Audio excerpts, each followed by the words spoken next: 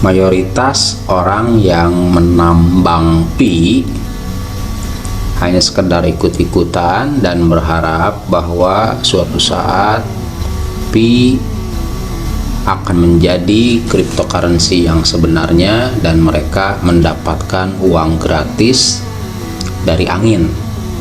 Ada dua versi penambang pi. Yang pertama adalah hanya berharap pi betul-betul menjadi uang gratis, sehingga yang terbayang oleh mereka adalah menjadi OKB, orang kaya baru. Namun di sisi lain ada yang melihat pi sebagai satu gagasan besar, karena pada dasarnya kripto itu lahir dari cyberpunk, semacam keinginan manusia terlepas dari perbudakan. Diakui atau tidak bahwa mata uang fiat yang sekarang itu bisa dicetak oleh otoritas tanpa backing emas. Tentunya yang diuntungkan adalah mereka-mereka yang memiliki akses bagaimana memanfaatkan uang tanpa backing tersebut atau uang yang berasal dari angin. Jelas yang pertama adalah pemerintah yang diuntungkan. Yang diuntungkan kedua adalah pihak swasta yang memiliki koneksi kepada kucuran dana dari otoritas atau dari pemerintah. Adapun orang-orang kecil, orang-orang biasa seperti kita selalu tertinggal, selalu menjadi, kalau di piramida itu, peringkat terendah. Kalau dalam rantai makanan itu adalah rantai makanan yang terbawah.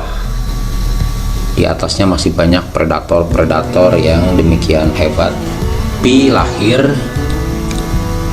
dari semangat cyberpunk, dalam arti kata ketika Bitcoin diharapkan menjadi solusi pengganti mata uang US dollar, ternyata kebalikannya. Justru Bitcoin masih bisa dikuasai oleh segelintir orang, dalam tanda kutip orang-orang yang berkuasa.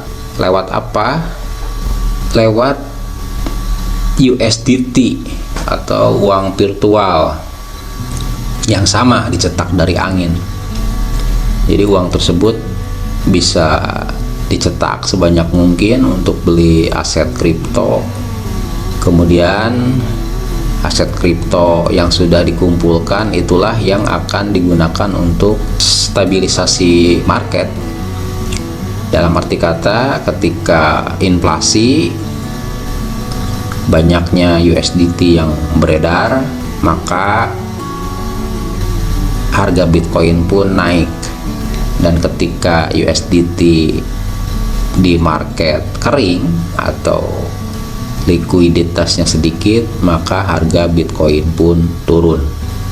Jadi Bitcoin bisa dimanipulasi juga dengan uang angin. Dan dalam penambangan Bitcoin, orang-orang yang memiliki uang banyak tentunya akan memperoleh Bitcoin lebih banyak. Apa buktinya? Mining Bitcoin itu memerlukan modal yang tidak sedikit. Jadi orang-orang biasa, orang-orang kecil atau orang-orang awam seperti kita tidak mungkin bisa ikut akses. Kalaupun kita ada modal, boleh jadi perangkat mining kita masih kalah dengan perangkat para taipan atau orang-orang yang memang memiliki dana cukup besar yang serius untuk mengoleksi Bitcoin. Nah, Pi lahir dari semangat ini. Nah, saya melihat Pi bukan hanya sekedar salah satu bentuk untuk menjadi orang kaya baru, terus hanya sekedar buat membeli handphone baru. Tidak, itu sangat keinginan yang sangat, menurut saya, terlalu sederhana.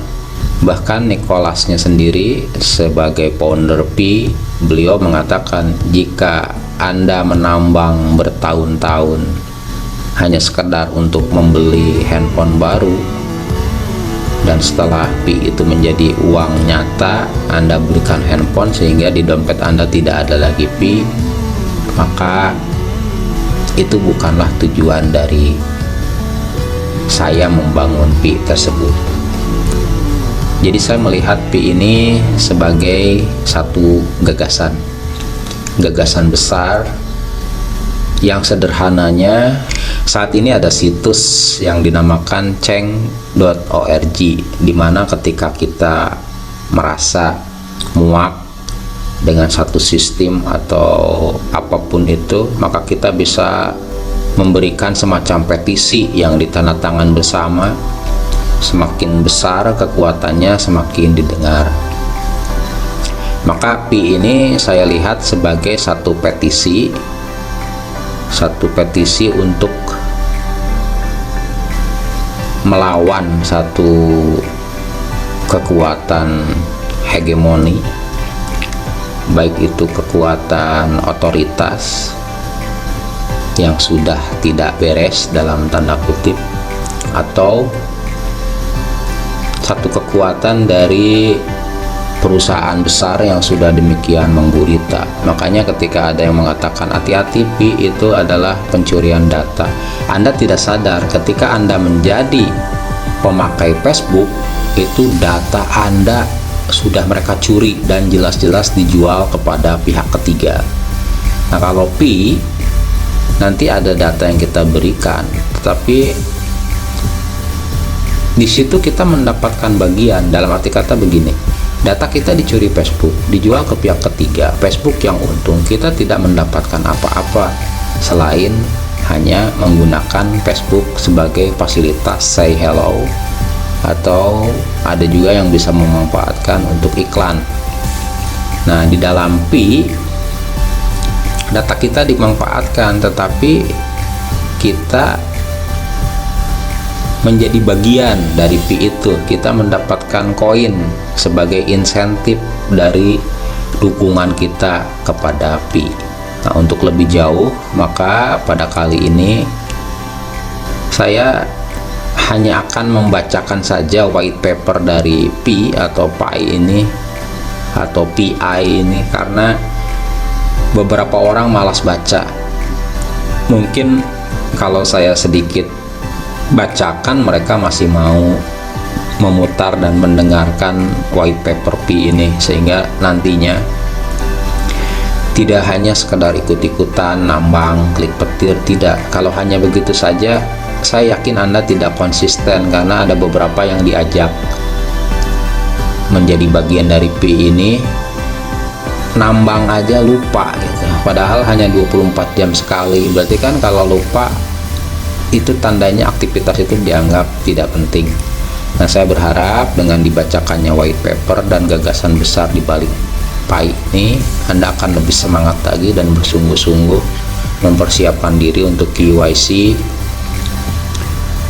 Jika perlu, buat paspor khusus untuk menjamin bahwa KYC Anda berhasil. Apapun pokoknya dipersiapkan supaya ketika Pi benar-benar menjadi mata uang, Anda sudah siap dan pantas untuk mendapatkannya. Berikut Pi white paper tanpa saya tambahkan dan saya kurangi dari white paper aslinya. Adanya masalah aksesibilitas cryptocurrency generasi pertama.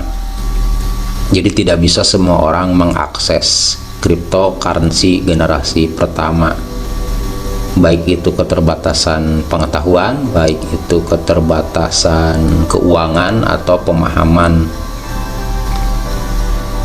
Ya, cirinya tidak semua orang memiliki Bitcoin, walaupun paham bahwa Bitcoin itu sekarang sudah mulai berharga. Untuk mendapatkan Bitcoin, kita perlu menambang dengan menyiapkan peralatan mining yang demikian mahal. Rig itu lumayan sekali harganya. Pi memberikan solusi penambangan menjadi seluler, meskipun penambangannya tidak betul-betul menambang, karena ini hanya sebuah simulasi atau satu konsensus bahwa Anda adalah pionir yang aktif dan mendukung Pi. Jadi koin-koin yang didapat dari simulasi itu nanti akan dicatatkan sebagai koin yang sebenarnya dengan syarat Anda lolos KYC. Jadi kalau misalkan Anda sekarang mendapatkan 1000 Pi, itu belum tentu akan menjadi Pi yang sebenarnya. Siapa tahu Anda gagal KYC atau Anda berhasil KYC, orang-orang yang di bawah Anda gagal KYC. Jadi hasil sumbangan dari yang di bawah Anda atau yang Anda undang kan itu menjadi satu istilahnya tenaga baru yang menambah kekuatan menambang. Itu tidak akan dihitung ketika orang yang di bawah Anda itu gagal KYC. Maka di sini networknya itu betul-betul, jadi satu network akan saling membantu, akan saling mendukung untuk bisa lolos KYC. Model ekonomi yang ditawarkan oleh Pi adalah menyeimbangkan kelangkaan dan akses. Jadi di satu sisi diberikan kemudahan akses, namun di sisi lain Pi pun harus tetap dijaga kelangkaannya. Utilitas Pi adalah atau Pi memonetisasi sumber daya yang belum dimanfaatkan di peer-to-peer saat ini. Jadi sumber daya manusia ini adalah sumber daya terbesar. Kalau Bitcoin itu menggunakan power konsumsi listrik yang besar, hash rate, adapun di Pi sumber dayanya adalah human, manusia. Jadi semakin banyak yang gabung, maka hash rate Anda semakin besar. Bagaimana pemerintahannya atau otoritasnya?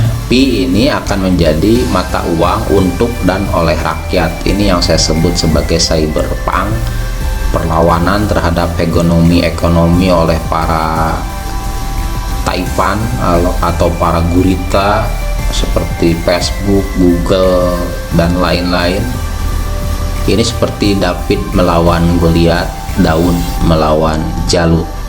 Bagaimana peta, jalan, dan rencana penerapan Pi ini? Kata pengantar, ketika dunia menjadi semakin digital, cryptocurrency adalah langkah alami berikutnya dalam evolusi uang. Pi adalah mata uang digital pertama untuk orang biasa, mewakili langkah maju yang besar dalam adopsi cryptocurrency di seluruh dunia.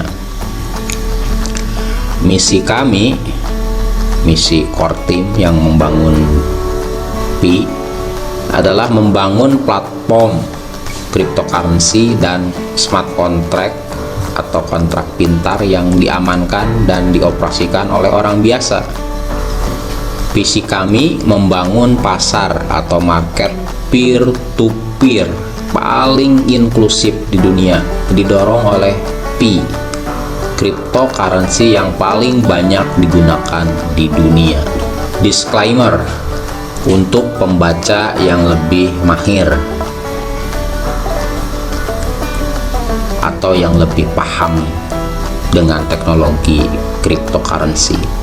Karena misi Pi adalah menjadi seinklusif mungkin, kami akan mengambil kesempatan ini untuk memperkenalkan para pemula blockchain ke rabbit hole. How deep is the rabbit hole? Jadi Pi ini menjadi bagian pembelajaran bagi orang-orang biasa yang belum paham tentang teknologi blockchain. Dan memang kenyataannya kita secara tidak sadar sudah mengenal apa itu airdrop atau bagi-bagi uang gratis, seperti yang dilakukan oleh banyak cryptocurrency sebelum diterima luas oleh market. Pendahuluan, mengapa cryptocurrency penting? Saat ini, transaksi keuangan sehari-hari mengandalkan pihak ketiga yang terpercaya untuk menyimpan catatan transaksi.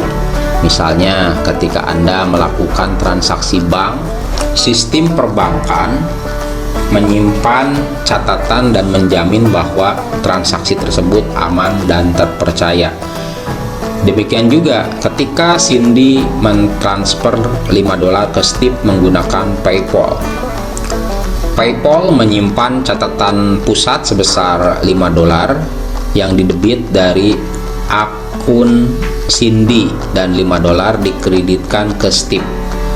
Perantara seperti bank, PayPal, dan anggota lain dari sistem ekonomi saat ini, Visa, Mastercard, memainkan peran penting dalam mengatur transaksi keuangan dunia. Namun, peran menjadi otoritas terpercaya atau mediator ini juga memiliki keterbatasan.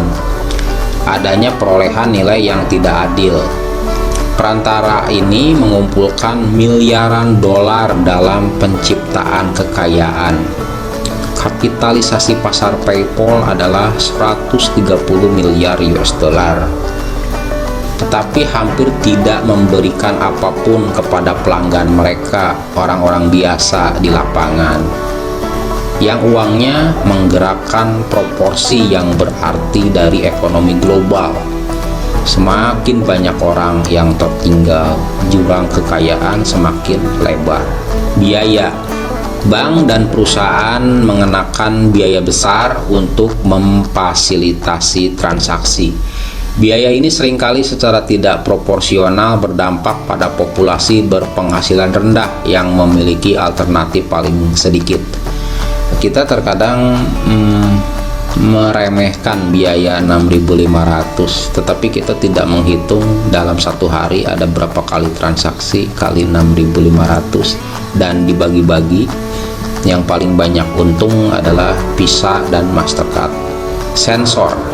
Jika perantara terpercaya tertentu memutuskan bahwa Anda seharusnya tidak dapat memindahkan uang Anda, itu dapat membatasi pergerakan uang Anda.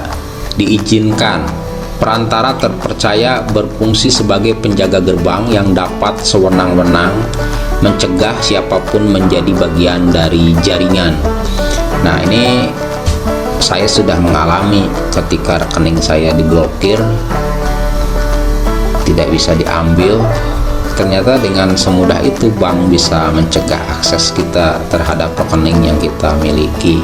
Nama samaran. Pada saat masalah privasi semakin mendesak, penjaga gerbang yang kuat ini dapat secara tidak sengaja mengungkapkan atau memaksa Anda untuk mengungkapkan lebih banyak informasi keuangan tentang diri Anda daripada yang mungkin Anda inginkan.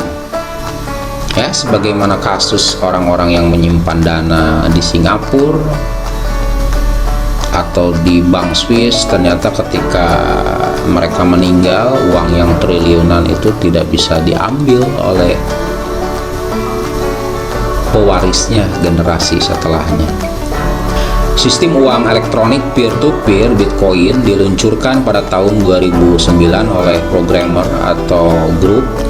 Ini bukan anonim ya, tepatnya pseudonym Satoshi Nakamoto. Karena kalau anonim tidak ada namanya, ini ada namanya Satoshi Nakamoto, tetapi nama ini bukan nama dia sebenarnya. Istilah ini dikenal dengan pseudonym.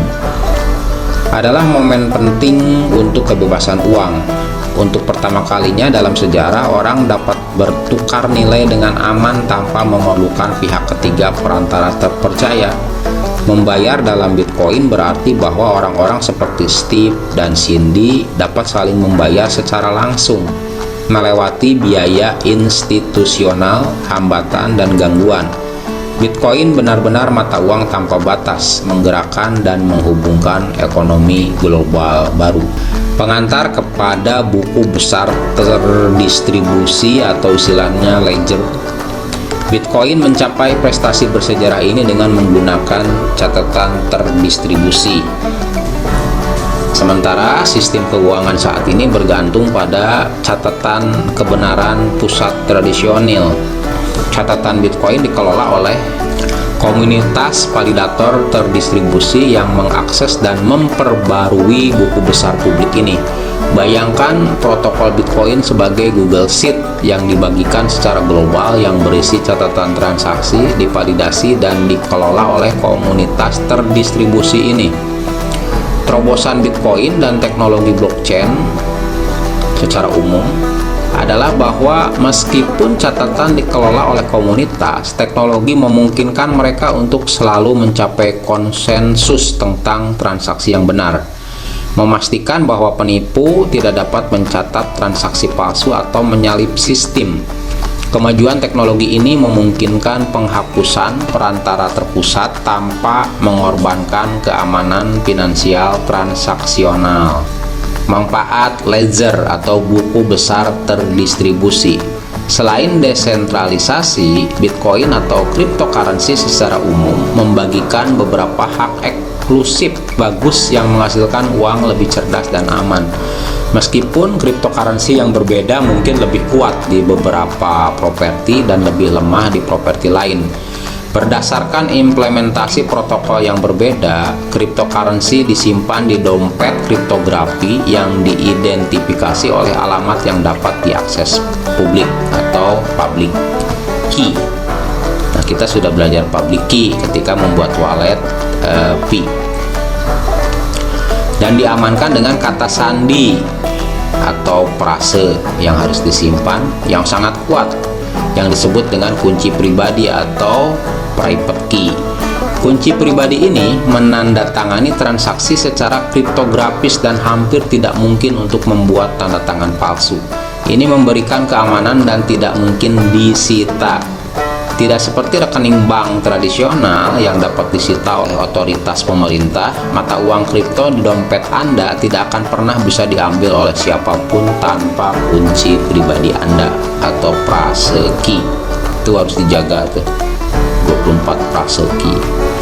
Cryptocurrency tahan terhadap sensor karena sifatnya yang terdesentralisasi, karena siapapun dapat mengirimkan transaksi ke komputer manapun di jaringan untuk dicatat dan divalidasi. Transaksi cryptocurrency tidak dapat diubah karena setiap blok transaksi mewakili bukti kriptografi atau hash dari semua blok sebelumnya yang ada sebelumnya. Setelah seseorang mengirimi Anda uang, mereka tidak dapat mencuri kembali pembayaran mereka kepada Anda, yaitu tidak ada cek yang terpental di blockchain. Beberapa cryptocurrency bahkan dapat mendukung transaksi atom. Kontrak pintar yang dibangun di atas cryptocurrency ini tidak hanya bergantung pada hukum untuk penegakannya, tetapi secara langsung ditegakkan melalui kode yang dapat diaudit secara publik, yang membuatnya tidak dapat dipercaya dan berpotensi menyingkirkan perantara banyak bisnis, misalnya escrow untuk real estate. Escrow ini kayak kalau di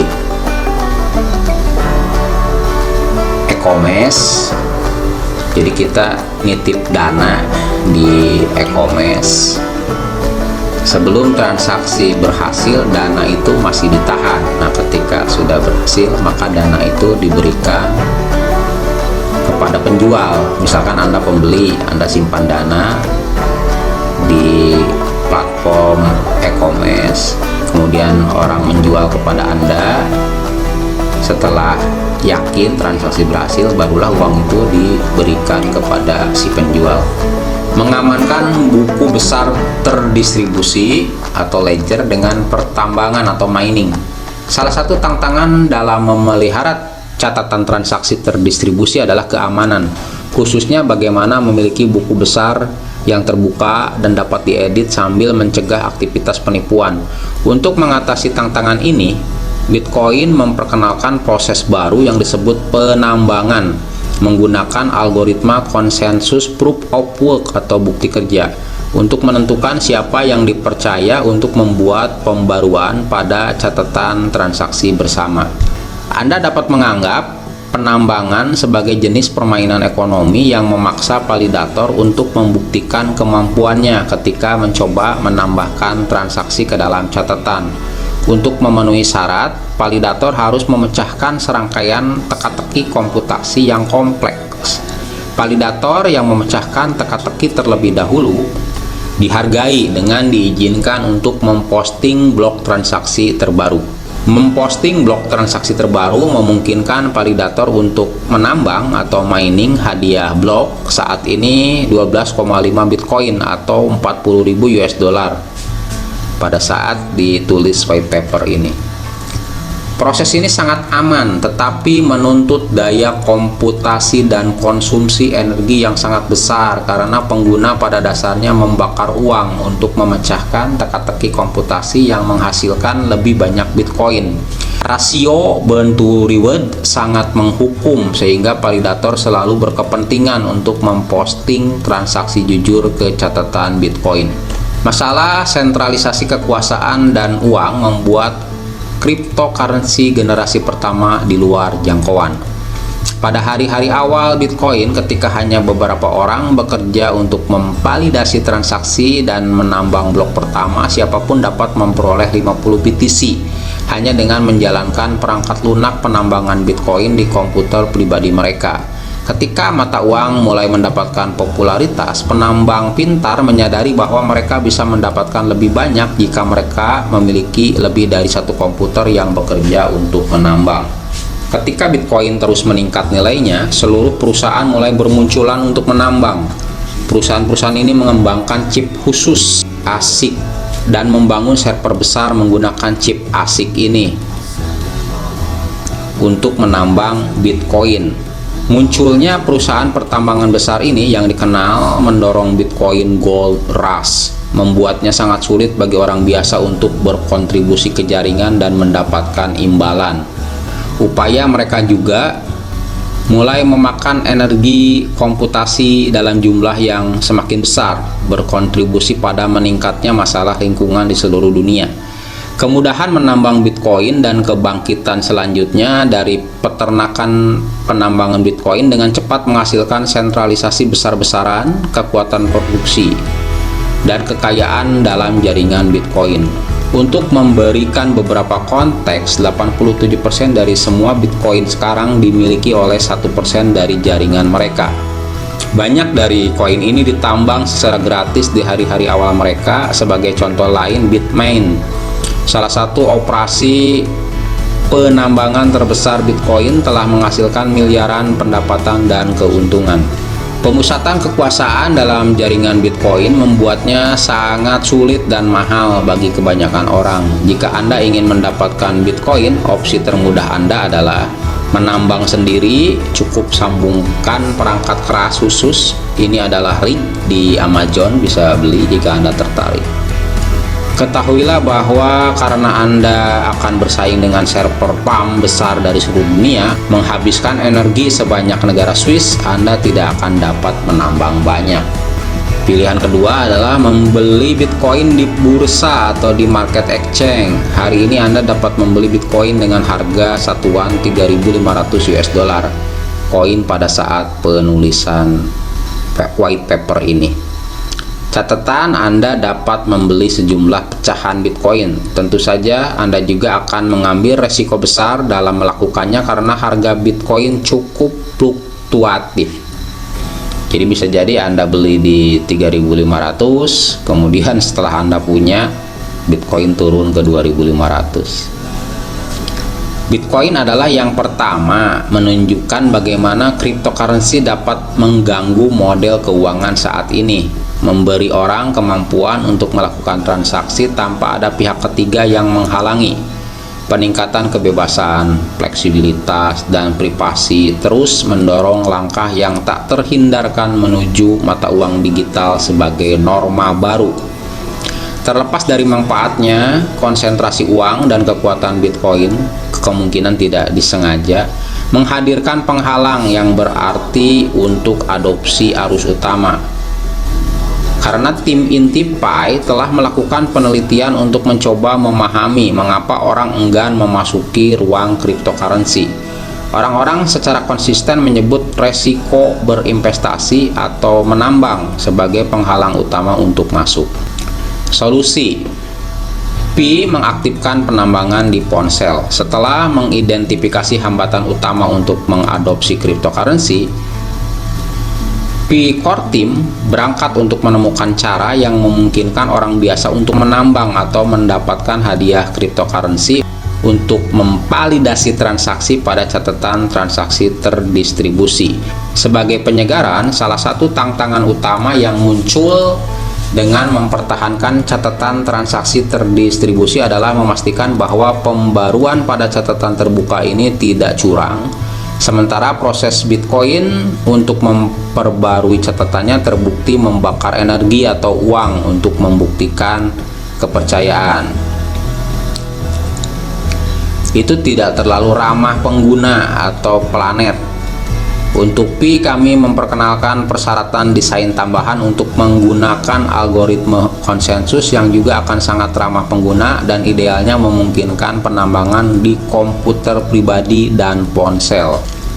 Dalam membandingkan algoritma konsensus yang ada, proses yang mencatat transaksi ke dalam buku besar yang didistribusikan, Stellar Consensus Protocol atau SCP muncul sebagai kandidat utama untuk memungkinkan penambangan mobile purse yang ramah pengguna. Stellar Consensus Protocol dirancang oleh David Mezieres, seorang profesor ilmu komputer di Stanford yang juga menjabat sebagai kepala ilmuwan di Stellar Development Foundation. SCP menggunakan mekanisme baru yang disebut Perjanjian Bizantium Federasi untuk memastikan bahwa pembaruan ke buku besar yang didistribusikan akurat dan dapat dipercaya. SCP juga diterapkan dalam praktik melalui blockchain Stellar yang telah beroperasi sejak 2015. Pengantar sederhana untuk algoritma konsensus. Sebelum beralih ke pengenalan algoritma konsensus Pi, ada baiknya untuk memiliki penjelasan sederhana tentang apa yang dilakukan algoritma konsensus untuk blockchain dan jenis algoritma konsensus yang umumnya digunakan oleh protokol blockchain saat ini, misalnya Bitcoin dan SCP. Bagian ini secara eksplisit ditulis dengan cara yang terlalu disederhanakan demi kejelasan dan tidak lengkap. Untuk akurasi yang lebih tinggi, lihat bagian adaptasi ke SCP di bawah dan baca makalah protokol konsensus bintang. Blockchain adalah sistem terdistribusi yang toleran terhadap kesalahan yang bertujuan untuk memesan daftar blok transaksi secara total. Sistem terdistribusi yang toleran terhadap kesalahan adalah bidang ilmu komputer yang telah dipelajari selama beberapa dekade. Mereka disebut sistem terdistribusi karena mereka tidak memiliki server terpusat, tetapi mereka terdiri dari daftar komputer yang terdesentralisasi disebut node atau rekan, yang perlu mencapai konsensus tentang apa konten dan total pemesanan blok. Mereka juga disebut toleransi kesalahan karena dapat mentolerir tingkat tertentu dari node yang salah ke dalam sistem. Misalnya hingga 33% dari node dapat rusak dan sistem secara keseluruhan terus beroperasi secara normal. Ada dua kategori besar dari algoritma konsensus, yang memilih node sebagai pemimpin yang menghasilkan blok berikutnya, dan yang tidak ada pemimpin eksplisit tetapi semua node mencapai konsensus tentang apa blok berikutnya setelah bertukar suara dengan mengirim pesan komputer satu sama lain. Sebenarnya kalimat terakhir mengandung banyak ketidakakuratan, tetapi ini membantu kami menjelaskan garis besarnya.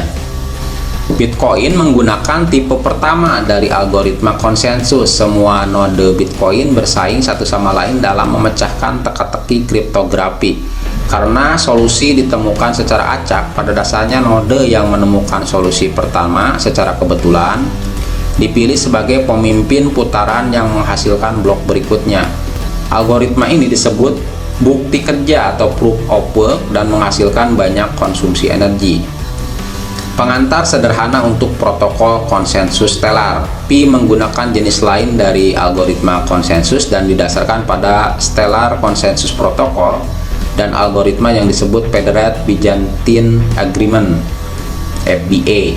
Algoritma semacam itu tidak memiliki pemborosan energi, tetapi memerlukan pertukaran banyak pesan jaringan agar node mencapai konsensus tentang apa yang seharusnya menjadi blok berikutnya. Setiap node dapat secara independen menentukan apakah suatu transaksi valid atau tidak. Misalnya, kewenangan melakukan transisi dan pengeluaran ganda berdasarkan tanda tangan kriptografi dan riwayat transaksi. Namun, agar jaringan komputer dapat menyetujui transaksi transaksi mana yang akan dicatat dalam satu blok dan urutan transaksi dan blok ini, mereka perlu saling mengirim pesan dan memiliki beberapa putaran pemungutan suara untuk mencapai konsensus. Secara intuitif, pesan seperti itu dari komputer yang berbeda di jaringan tentang blok mana yang berikutnya akan terlihat seperti berikut. Saya mengusulkan kita semua memilih blok A untuk menjadi yang berikutnya. Saya mengonfirmasi bahwa mayoritas node yang saya percayai juga memilih blok A. Dari mana algoritma konsensus memungkinkan node ini menyimpulkan bahwa A adalah blok berikutnya dan tidak ada blok selain A sebagai blok berikutnya. Meskipun langkah pemungutan suara di atas tampak banyak, internet cukup cepat dan pesan-pesan ini ringan sehingga algoritma konsensus semacam itu lebih ringan daripada bukti kerja Bitcoin. Salah satu perwakilan utama dari algoritma tersebut disebut Byzantine Fault Tolerance atau BFT. Beberapa blockchain teratas saat ini didasarkan pada varian dari BFT seperti Neo dan Ripple. Salah satu kritik utama BFT adalah bahwa ia memiliki titik sentralisasi karena pemungutan suara terlibat kumpulan node yang berpartisipasi dalam quorum pemungutan suara ditentukan secara terpusat oleh pembuatan sistem pada awalnya.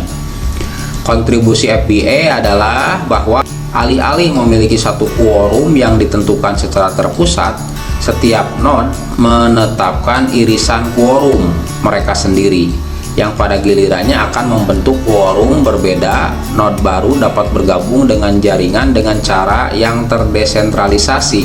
Mereka mendeklarasikan node yang mereka percayai dan meyakinkan node lain untuk mempercayai mereka, tetapi mereka tidak harus meyakinkan otoritas pusat manapun. SCP adalah salah satu instansiasi FBA. Alih-alih membakar energi seperti dalam algoritma konsensus bukti kerja Bitcoin, node SCP mengamankan catatan bersama dengan menjamin node lain dalam jaringan sebagai yang dapat dipercaya. Setiap node dalam jaringan membangun irisan quorum yang terdiri dari node lain dalam jaringan yang mereka anggap dipercaya. Quorum dibentuk berdasarkan potongan quorum anggotanya, dan validator hanya akan menerima transaksi baru jika dan hanya jika sebagian node dalam quorum mereka juga menerima transaksi tersebut.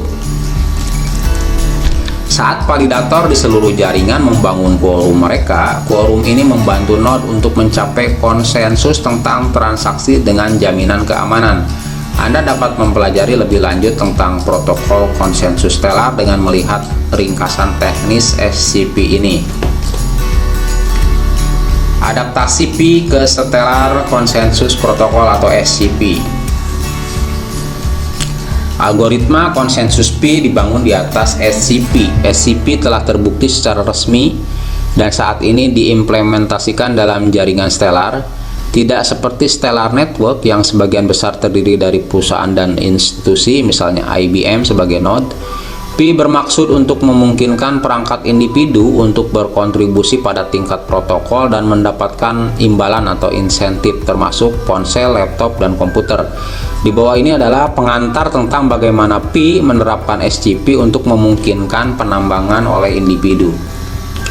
Ada 4 peran yang dapat dimainkan pengguna Pi sebagai penambang Pi, yaitu pertama, pelopor atau pioneer, pengguna aplikasi seluler Pi yang hanya mengonfirmasi bahwa mereka bukan robot setiap hari. Pengguna ini memvalidasi kehadiran mereka setiap kali mereka masuk ke aplikasi dengan klik petir. Mereka juga dapat membuka aplikasi untuk meminta transaksi, misalnya melakukan pembayaran dalam Pi ke pioneer lain. Penyumbang atau kontributor, pengguna aplikasi seluler Pi yang berkontribusi dengan memberikan daftar pioneer yang dia kenal dan percayai.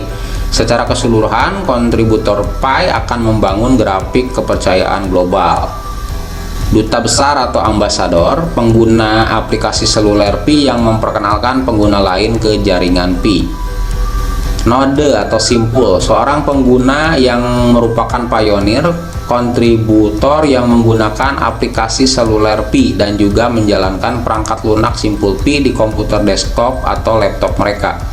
Perangkat lunak Pi node adalah perangkat lunak yang menjalankan algoritma inti SCP dengan mempertimbangkan informasi grafik kepercayaan yang diberikan oleh kontributor. Seorang pengguna dapat memainkan lebih dari satu peran di atas. Semua peran diperlukan sehingga semua peran dihargai dengan Pi yang baru dicetak setiap hari selama mereka berpartisipasi dan berkontribusi selama hari itu.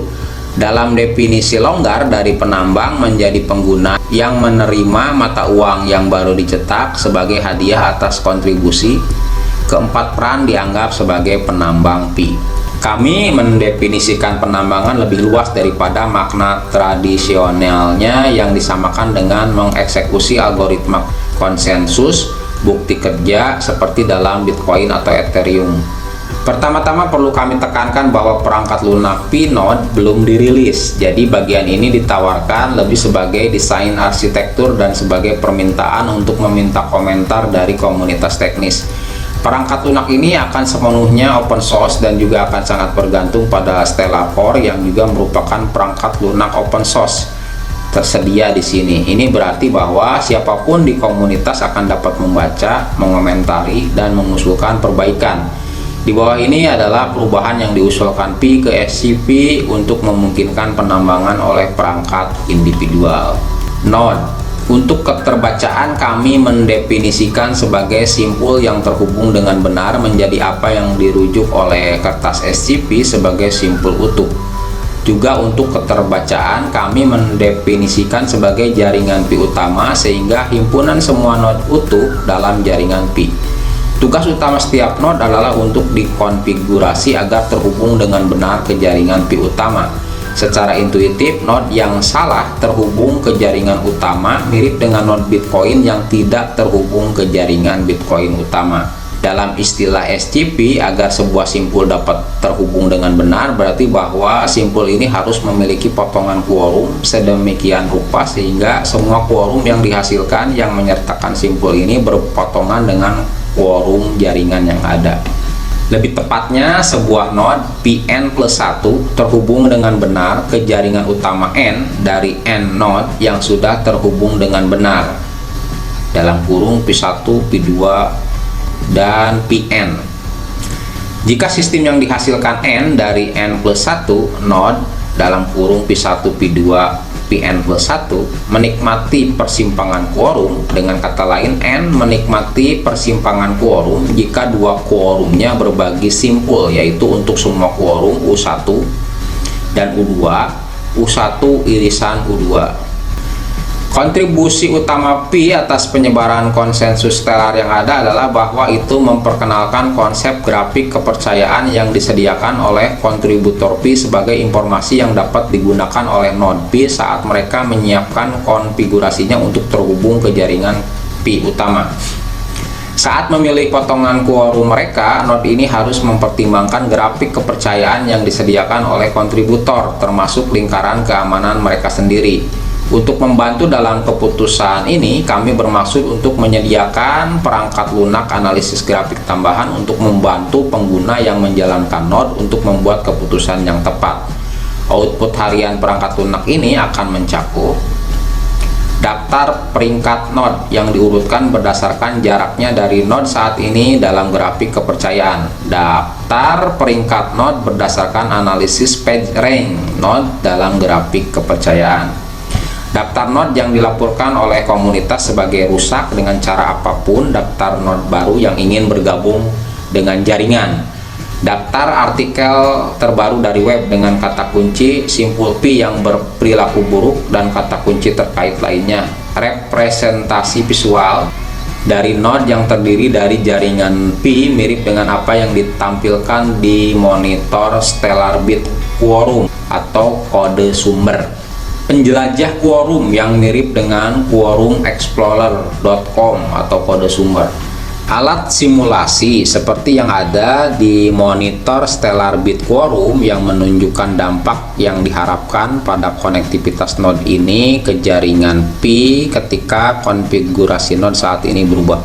Masalah penelitian yang menarik untuk pekerjaan di masa depan adalah mengembangkan algoritma yang dapat mempertimbangkan grafik kepercayaan dan menyarankan setiap node konfigurasi optimal atau bahkan mengatur konfigurasi ini secara otomatis pada penyebaran pertama jaringan Pi, sementara pengguna yang menjalankan node dapat memperbarui konfigurasi node mereka kapan saja.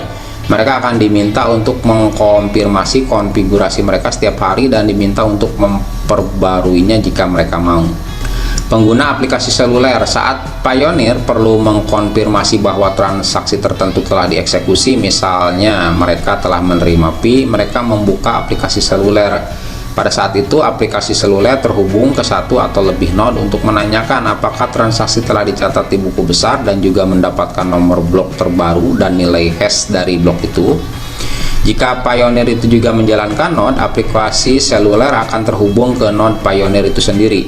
Jika Pioneer tidak menjalankan sebuah node, maka aplikasi akan terhubung ke beberapa node, dan untuk memeriksa silang informasi ini, perintis akan memiliki kemampuan untuk memilih node mana yang mereka inginkan untuk terhubung dengan aplikasi mereka. Tetapi untuk membuatnya mudah bagi sebagian besar pengguna, aplikasi harus memiliki kumpulan node di pool yang wajar. Misalnya, sejumlah node yang paling dekat dengan pengguna berdasarkan grafik kepercayaan bersama dengan pilihan acak dari node yang memiliki PageRank tinggi. Kami meminta umpan balik Anda tentang bagaimana set node di pool untuk perintis seluler harus dipilih. Hadiah penambangan. Properti indah dari algoritma SGP adalah lebih umum daripada blockchain. Ini mengkoordinasikan konsensus di seluruh sistem node yang terdistribusi. Ini berarti bahwa algoritma inti yang sama tidak hanya digunakan setiap beberapa detik untuk mencatat transaksi baru di blok baru, tetapi juga dapat digunakan untuk menjalankan komputasi yang lebih kompleks secara berkala. Misalnya, seminggu sekali jaringan Stellar menggunakannya untuk menghitung inflasi di jaringan Stellar dan mengalokasikan token yang baru dicetak secara proporsional ke semua pemegang koin Stellar. Koin Stellar disebut Lumen. Dengan cara yang sama, jaringan Pi menggunakan SCP sekali sehari untuk menghitung distribusi Pi di seluruh jaringan di semua penambang Pi, pelopor, kontributor, duta besar, node yang secara aktif berpartisipasi pada hari tertentu. Dengan kata lain, hadiah penambangan Pi dihitung hanya sekali sehari dan tidak pada setiap blockchain. Sebagai perbandingan, Bitcoin mengalokasikan hadiah penambangan di setiap blok dan memberikan semua hadiah kepada penambang yang cukup beruntung untuk dapat menyelesaikan tugas acak yang intensif secara komputasi. Hadiah dalam Bitcoin saat ini 12,5 Bitcoin atau 40 US dollar diberikan hanya kepada satu penambang setiap 10 menit. Ini membuatnya sangat tidak mungkin bagi penambang manapun untuk mendapatkan hadiah. Sebagai solusi untuk itu, penambang Bitcoin diorganisir dalam kumpulan penambang terpusat yang semuanya berkontribusi pada kekuatan pemrosesan, meningkatkan kemungkinan mendapatkan hadiah, dan akhirnya membagikan secara proporsional hadiah tersebut.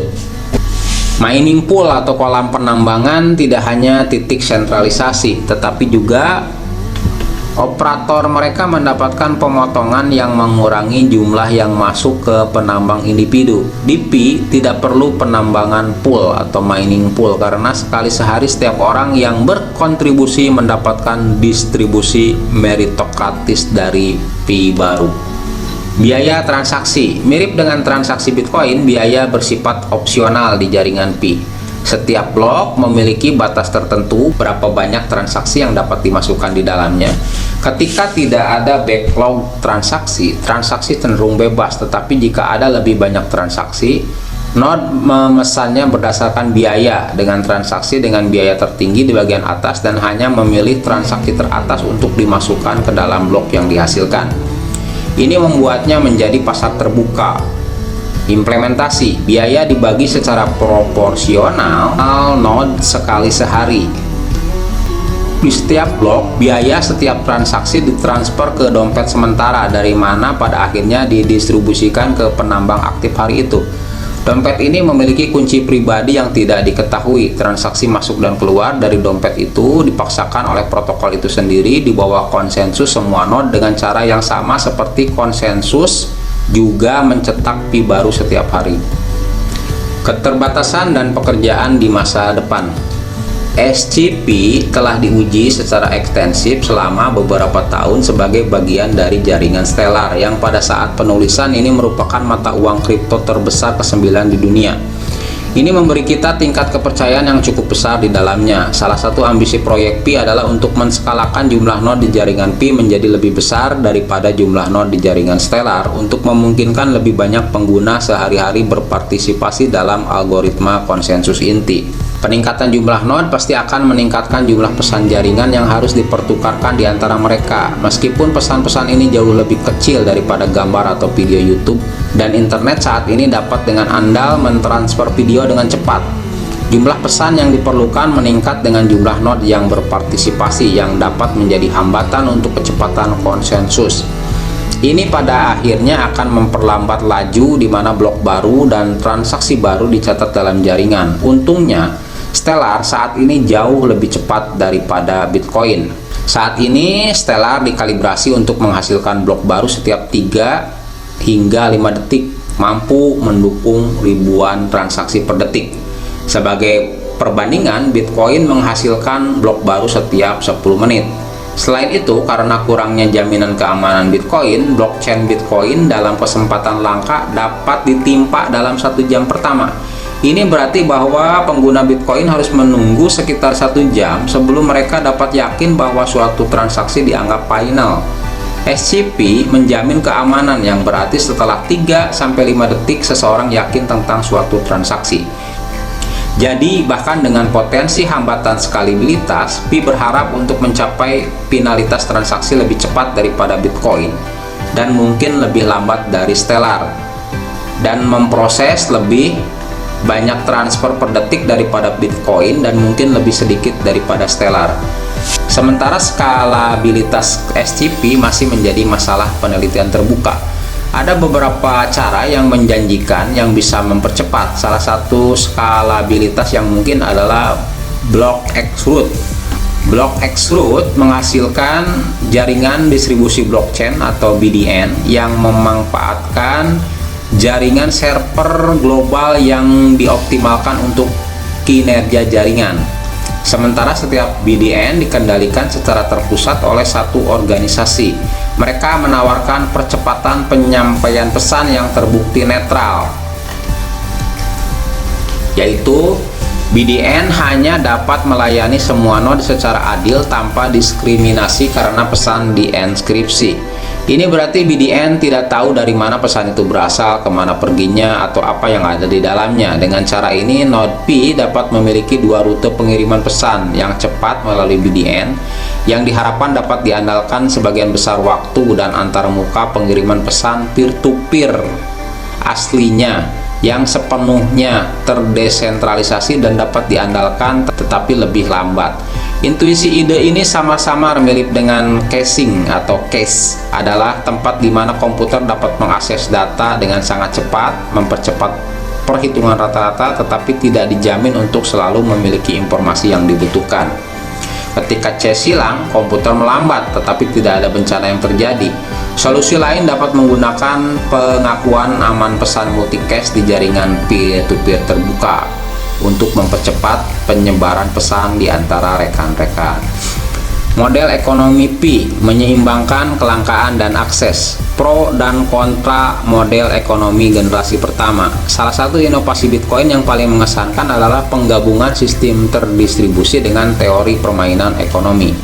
Kelebihan Bitcoin atau Pro, pasokan tetap. Model ekonomi Bitcoin sederhana, hanya ada 21 juta Bitcoin yang ada. Nomor ini diatur dalam kode dengan hanya 21 juta yang beredar di antara 7,5 miliar orang di seluruh dunia. Tidak ada cukup Bitcoin untuk beredar. Kelangkaan ini adalah salah satu pendorong terpenting nilai Bitcoin. Mengurangi hadiah blok. Skema distribusi Bitcoin yang digambarkan di bawah semakin memperkuat rasa kelangkaan ini. Hadiah penambangan blok Bitcoin dibagi 2 setiap 210.000 blok, kira-kira setiap 4 tahun. Pada hari-hari awalnya, hadiah blok Bitcoin adalah 50 koin. Sekarang hadiahnya adalah 12,5. Dan selanjutnya akan turun menjadi 6,25 koin pada Mei 2020.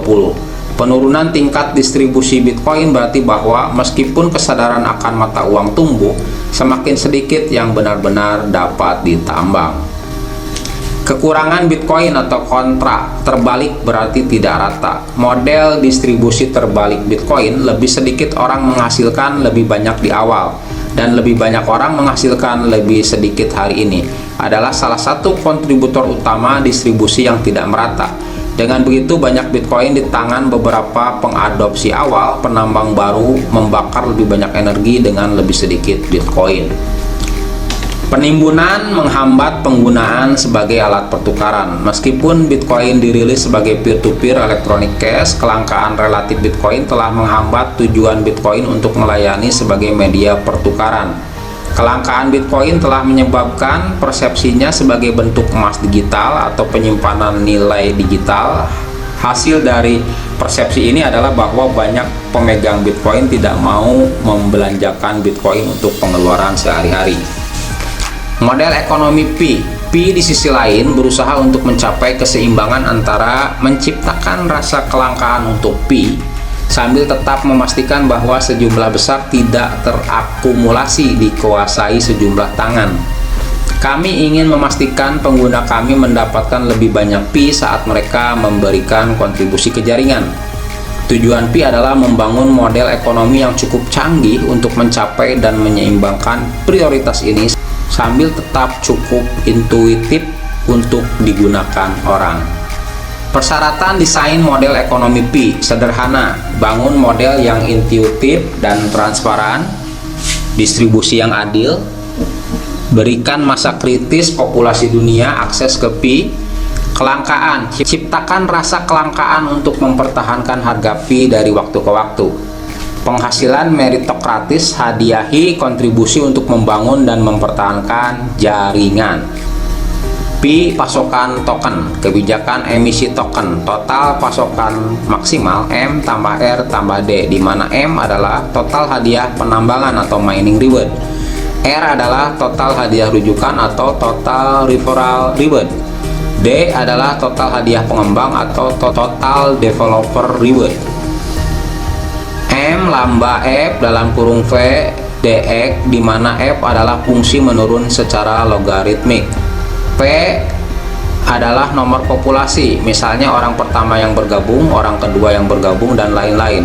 R adalah R kecil dikali M besar. R kecil adalah tingkat rujukan, total 50% atau 25% untuk pengundang dan yang diundang. D sama dengan T kecil dikali dalam kurung M besar tambah R besar. T kecil adalah tingkat imbalan pengembang dalam kurung 25%. M pasokan pertambangan berdasarkan persediaan penambangan tetap yang dicetak per orang. Berbeda dengan Bitcoin yang menciptakan persediaan koin tetap untuk seluruh populasi global, Pi menciptakan persediaan Pi tetap untuk setiap orang yang bergabung dengan jaringan hingga 100 juta peserta pertama.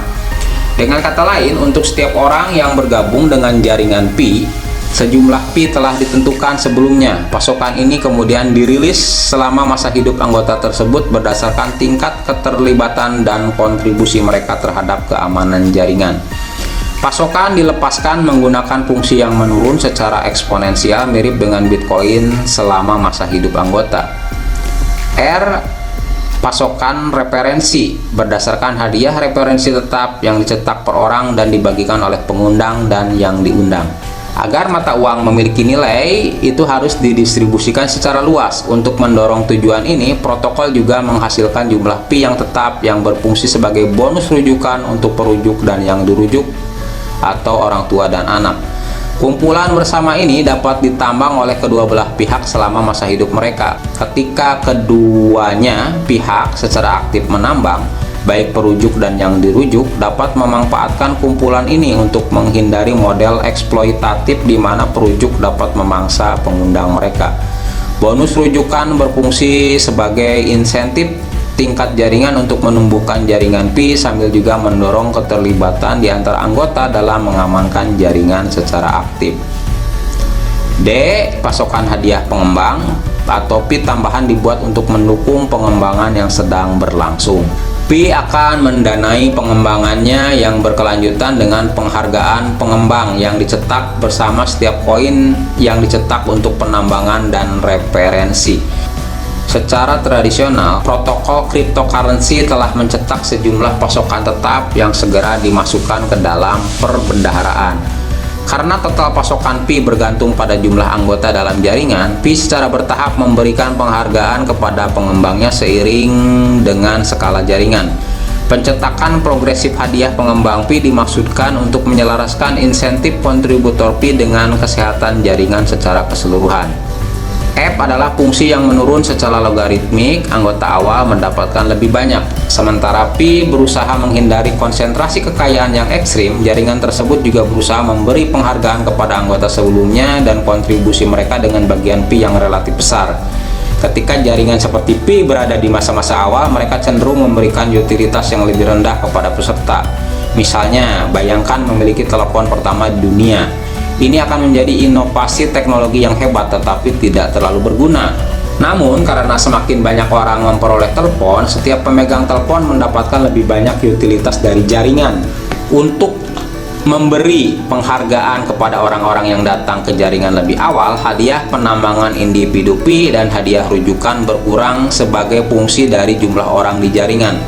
Dengan kata lain, ada sejumlah Pi yang dicadangkan untuk setiap slot di jaringan Pi. Utilitas mengumpulkan dan memonetisasi waktu kita secara online. Hari ini, semua orang duduk di atas harta karun berupa sumber daya yang belum dimanfaatkan. Masing-masing dari kita menghabiskan berjam-jam sehari di ponsel kita. Sementara di ponsel kami, setiap tampilan, posting, atau klik kami menciptakan keuntungan luar biasa bagi perusahaan besar. Di Pi, kami percaya bahwa orang memiliki hak untuk mendapatkan nilai yang diciptakan dari sumber daya mereka. Jadi alih-alih kita baca email, mengklik sosmed, kepoin Instagram, tidak ada pendapatan yang kita dapat. Nah, dari Pi ini, aktivitas Anda itu dihargai dengan insentif. Kita semua tahu bahwa kita bisa melakukan lebih banyak hal bersama daripada yang bisa kita lakukan sendiri. Di web saat ini, perusahaan besar seperti Google, Amazon, Facebook memiliki pengaruh besar terhadap konsumen individu. Akibatnya mereka mampu menangkap bagian terbesar dari nilai yang diciptakan oleh konsumen individu di web. Pi menyamakan kedudukan dengan mengizinkan anggotanya mengumpulkan sumber daya kolektif mereka sehingga mereka bisa mendapatkan bagian dari nilai yang mereka ciptakan. Grafik di bawah adalah Pi Stack, di mana kami melihat peluang yang sangat menjanjikan untuk membantu anggota kami mendapat nilai. Di bawah ini kita masuk ke masing-masing area ini secara rinci. Memperkenalkan Pi Stack, melepaskan sumber daya yang kurang dimanfaatkan. Pi Ledger atau konsensus, share attention, waktu, share data, koneksi, dan aplikasi terdesentralisasi. Pi Ledger dan grafik kepercayaan bersama menskalakan kepercayaan di seluruh web. Salah satu tantangan terbesar di internet adalah mengetahui siapa yang harus dipercaya. Saat ini kami mengandalkan sistem peringkat dari penyedia seperti Amazon, eBay, Yep, untuk mengetahui dengan siapa kami dapat bertransaksi di internet. Terlepas dari kenyataan bahwa kami pelanggan melakukan kerja keras untuk menilai dan meninjau rekan-rekan kami, perantara internet ini menangkap bagian terbesar dari nilai yang diciptakan pekerjaan ini. Algoritma konsensus Pi yang dijelaskan di atas membuat lapisan kepercayaan asli yang menskalakan kepercayaan di web tanpa perantara. Meskipun nilai lingkaran keamanan hanya satu individu kecil, kumpulan lingkaran keamanan individu kami membangun grafik kepercayaan global yang membantu orang memahami siapa di jaringan Pi yang dapat dipercaya. Ini pentingnya KYC. Grafik kepercayaan global jaringan Pi akan memfasilitasi transaksi antara orang asing yang tidak mungkin terjadi. Mata uang asli Pi pada gilirannya memungkinkan setiap orang yang berkontribusi pada keamanan jaringan untuk mendapatkan bagian dari nilai yang telah mereka bantu ciptakan. Jadi untuk pionir pertama, Anda akan mining dulu, check-in, namun nanti ada kesempatan untuk berkontribusi. Cara berkontribusi adalah Anda membentuk circle Circle keamanan, jadi Anda boleh memasukkan siapa saja, orang-orang di kontak Anda atau orang yang Anda kenal mempunyai Pi. Anda juga boleh memasukkan saya, Suppi Investing, di circle keamanan Anda. Pasar perhatian Pi, barter perhatian dan waktu yang tidak digunakan. Pi memungkinkan anggotanya untuk mengumpulkan perhatian kolektif mereka untuk menciptakan pasar perhatian yang jauh lebih berharga daripada perhatian individu manapun. Aplikasi pertama yang dibangun di lapisan ini akan menjadi saluran media sosial langka yang saat ini dihosting di layar beranda aplikasi. Anda dapat menganggap saluran media sosial yang langka sebagai Instagram dengan satu post global pada satu waktu.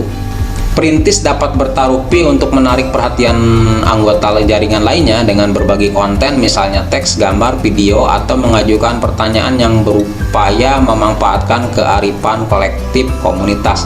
Di jaringan Pi, setiap orang memiliki kesempatan untuk menjadi influencer atau memanfaatkan kebijaksanaan orang banyak.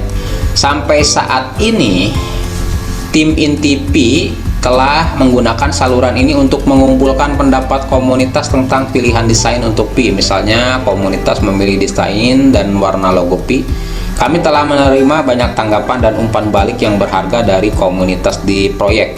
Salah satu kemungkinan arah masa depan adalah membuka pasar perhatian bagi setiap pionir untuk menggunakan Pi untuk memposting konten mereka sambil memperluas jumlah saluran yang dihosting di jaringan Pi.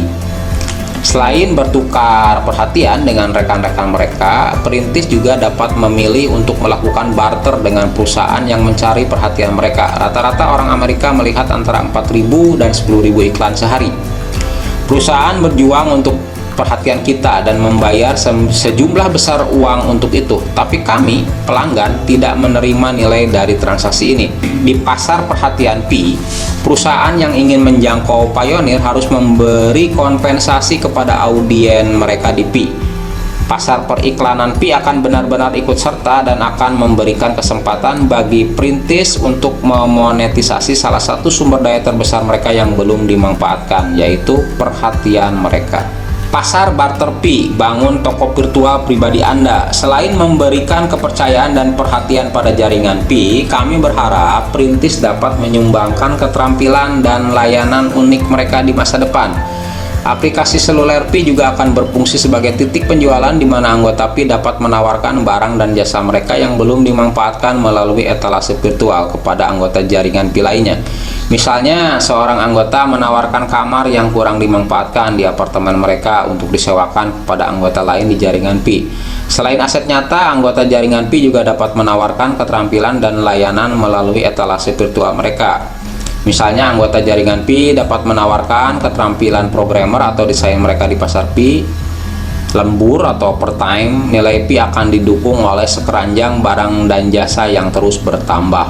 Ini menarik nih. Nilai Pi akan didukung oleh sekeranjang barang dan jasa yang terus bertambah, karena uang itu sebenarnya adalah hanya fungsi untuk memenuhi kebutuhan barang atau jasa yang kita perlukan. Jadi seseorang akan bisa mendapatkan uang banyak ketika memiliki jasa yang bisa diberikan kepada orang lain dan orang lain membutuhkan jasa tersebut, atau bisa memberikan barang yang diberikan kepada orang lain yang orang lain membutuhkan barang tersebut. Disitulah terjadi transaksi. Aplikasi Store Pi yang terdesentralisasi menurunkan hambatan masuk bagi kreator. Mata uang bersama, grafik kepercayaan, dan pasar jaringan Pi akan menjadi lahan untuk ekosistem aplikasi terdesentralisasi yang lebih luas.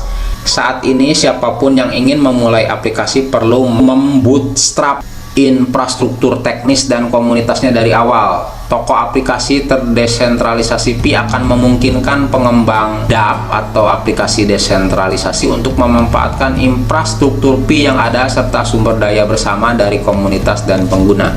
Pengusaha dan pengembang dapat mengusulkan dApps baru ke komunitas dengan permintaan akses ke sumber daya bersama jaringan.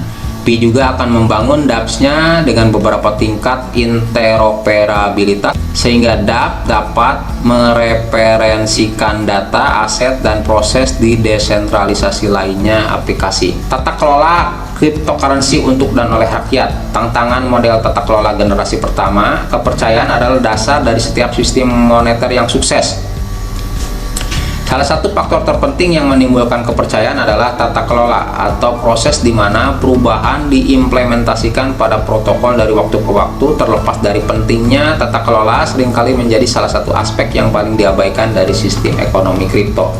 Jaringan generasi pertama seperti Bitcoin sebagian besar menghindari mekanisme tata kelola formal atau on-chain demi mekanisme informal atau off-chain yang timbul dari kombinasi peran dan desain insentif.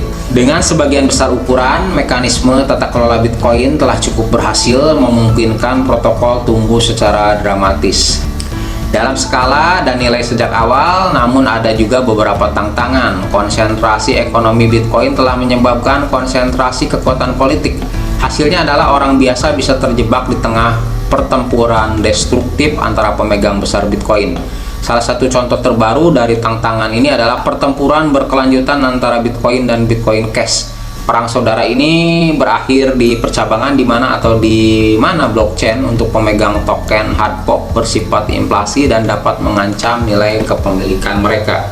Model tata kelola Pi rencana 2 fase. Dalam sebuah artikel yang menantang manfaat tata kelola on-chain, salah satu pengembang inti Ethereum berpendapat bahwa tata kelola blockchain bukanlah masalah desain abstrak. Ini adalah masalah sosial terapan. Salah satu poin kunci Plaid adalah bahwa sangat sulit untuk merancang sistem pemerintahan a priori atau sebelum mengamati tantangan tertentu yang muncul dari sistem politik tertentu. Salah satu contoh sejarah adalah dalam berdirinya Amerika Serikat. Percobaan pertama dengan demokrasi di Amerika Serikat, anggaran konfederasi gagal setelah percobaan 8 tahun. Para pendiri Amerika Serikat kemudian dapat mengambil pelajaran dari pasal konfederasi untuk menyusun konstitusi eksperimen yang jauh lebih berhasil. Untuk membangun model tata kelola yang bertahan lama, Pi akan mengejar rencana 2 fase. Model tata kelola sementara lebih kecil 5 juta anggota sampai jaringan mencapai masa kritis anggota 5 juta, Pi akan beroperasi di bawah model tata kelola sementara. Model ini akan sangat mirip dengan model tata kelola off-chain yang saat ini digunakan oleh protokol seperti Bitcoin dan Ethereum, dengan tim inti Pi memainkan peran penting dalam memandu pengembangan protokol. Namun tim inti Pi akan sangat bergantung pada masukan dari masyarakat. Aplikasi seluler Pi itu sendiri adalah tempat tim Pi mengumpulkan masukan dari komunitas dan terlibat dengan perintis. Pi menerima kritikan dan saran komunitas yang diimplementasikan oleh fitur terbuka untuk komentar di halaman arahan Pi, FAQ, dan buku putih. Setiap orang menelusuri materi ini di situs web Pi, mereka dapat mengirimkan komentar di bagian tertentu di sana untuk mengajukan pertanyaan dan memberikan saran. Pertemuan pionir offline yang diselenggarakan oleh tim inti Pi juga akan menjadi saluran penting untuk masukan komunitas. Selain itu, tim inti Pi akan mengembangkan mekanisme tata kelola yang lebih formal. Salah satu sistem pemerintahan yang potensial adalah demokrasi cair. Dalam demokrasi cair, setiap pionir akan memiliki kemampuan untuk memberikan suara pada suatu masalah secara langsung atau mendelegasikan suara mereka kepada anggota jaringan lainnya. Demokrasi cair akan memungkinkan keanggotaan yang luas dan efisiensi dari komunitas Pi. Konvensi konstitusi Pi, anggota lebih besar dari 5 juta. Setelah mencapai anggota 5 juta, komite sementara akan dibentuk berdasarkan kontribusi sebelumnya ke jaringan Pi. Komite ini akan bertanggung jawab untuk mengumpulkan dan mengusulkan saran dari dan kepada masyarakat luas. Ini juga akan mengatur serangkaian percakapan online dan offline di mana anggota Pi akan dapat mempertimbangkan konstitusi jangka panjang.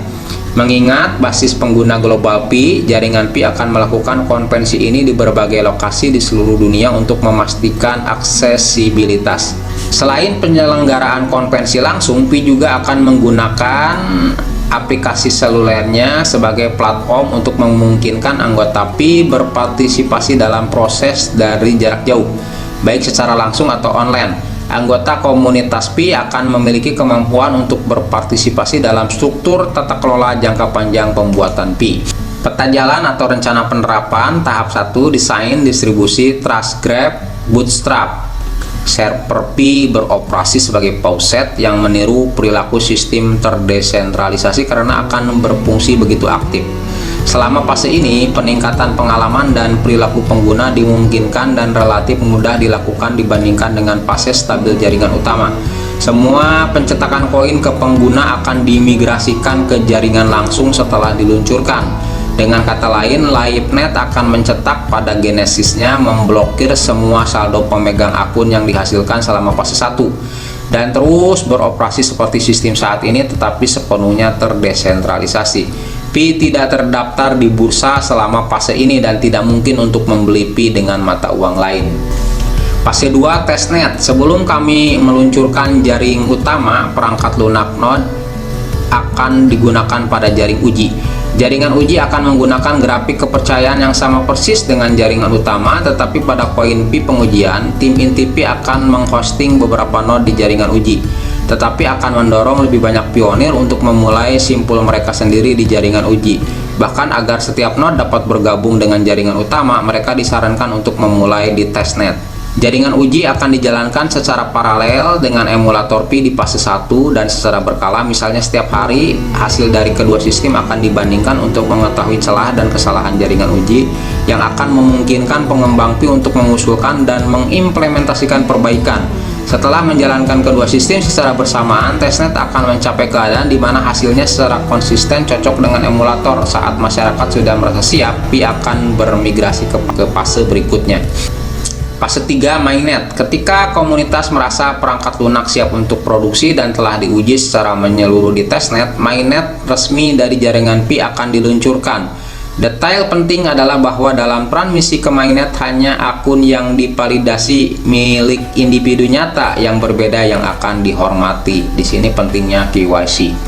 Setelah di titik ini, faucet dan emulator jaringan Pi fase 1 akan dimatikan dan sistem akan terus berjalan dengan sendiri selamanya. Pembaruan protokol di masa mendatang akan disumbangkan oleh komunitas pengembang Pi dan tim inti Pi dan akan diusulkan oleh komite. Implementasi dan penerapannya akan bergantung pada node yang memperbarui perangkat lunak penambangan seperti halnya blockchain. Jadi karena bergantung pada node, jadi Anda tidak perlu bertanya-tanya kapan Pi ini akan jadi uang nyata. Kita berupaya aja berkontribusi menjadi node. Semakin banyak node, semakin cepat Pi akan menjadi uang nyata.